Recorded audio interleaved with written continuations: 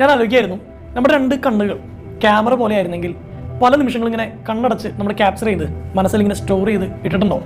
ഈ ക്യാമറയുടെ ഏറ്റവും വലിയ ഗുണം എന്ന് പറഞ്ഞാൽ ഒരു മൊമെൻറ്റിനെ സ്റ്റില്ലാക്കി നിർത്താൻ പറ്റുന്നുള്ളതാണ്. കഴിഞ്ഞു പോയൊരു മൊമെൻറ്റിനെ പലപ്പോഴും നമുക്ക് തിരിച്ച് കിട്ടില്ലല്ലോ. ആ മൊമെൻറ്റിനെ സ്റ്റില്ലാക്കി നിർത്തുന്ന പരിപാടിയാണ് ഈ ഫോട്ടോഗ്രാഫി എന്ന് തോന്നുന്നു. ഞാൻ ഇന്ന് നിങ്ങളോട് സംസാരിക്കാൻ പോകുന്നത് ചില ഫോട്ടോ ഫ്രെയിംസിനെ കുറിച്ചിട്ടാണ്.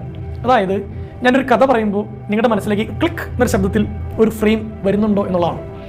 ആദ്യത്തെ നമ്മുടെ ഫോട്ടോ ഫ്രെയിം വരുന്നത് മലപ്പുറത്ത് നിന്നാണ്. മലപ്പുറത്ത് സി നാരായണൻ ചേട്ടൻ്റെ ഹോട്ടലിലാണ് ഈ ഫോട്ടോ എടുക്കാൻ പോകുന്നത്.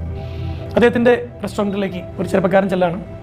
ഭക്ഷണം ഓർഡർ ചെയ്ത് പക്ഷേ ഇങ്ങനെ ടേബിൾ വന്നിരിക്കുന്ന നേരത്ത് ആ പയ്യൻ നോക്കുമ്പോൾ പുറത്തുനിന്ന് 2 കണ്ണുകൾ ഇങ്ങനെ നോക്കുകയാണ്. അയാളെയും അയാളുടെ പാത്രത്തിലെ ഭക്ഷണത്തിനെയും ഇങ്ങനെ നോക്കുകയാണ്.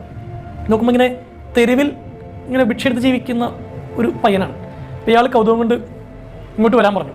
അപ്പോഴാണ് അവൻ്റെ വിരൽത്തുമ്പിൽ അവൻ്റെ അനിയത്തിയും കൂടി ഉണ്ടായിരുന്നു.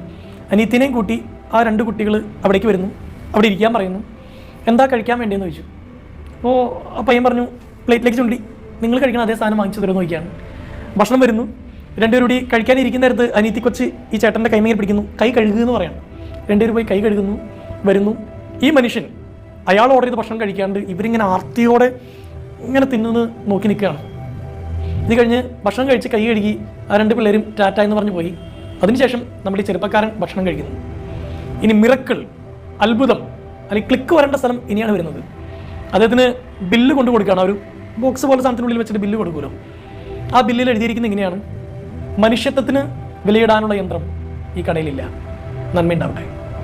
ഇയാൾ ഈ ചെയ്യുന്നത് മുഴുവൻ ആ കടയുടെ ഉടമ കാണുന്നുണ്ടായിരുന്നു. ഹോട്ടൽ സബ്രീന എന്നാണ് ആ കടയുടെ പേരെന്നാണ് ഞാൻ മനസ്സിലാക്കുന്നത്. നിങ്ങൾ കാണേണ്ട പിക്ചർ എന്ന് പറയുന്നത് വിശപ്പോടെ ഇരിക്കുന്ന ഒരു ചെറുപ്പക്കാരൻ, അയാളുടെ പ്ലേറ്റിൽ നിറയെ ഭക്ഷണം, തൊട്ടപ്പുറത്ത് ആർത്തിയോടെ ഭക്ഷണം കഴിക്കുന്ന 2 കുട്ടികൾ.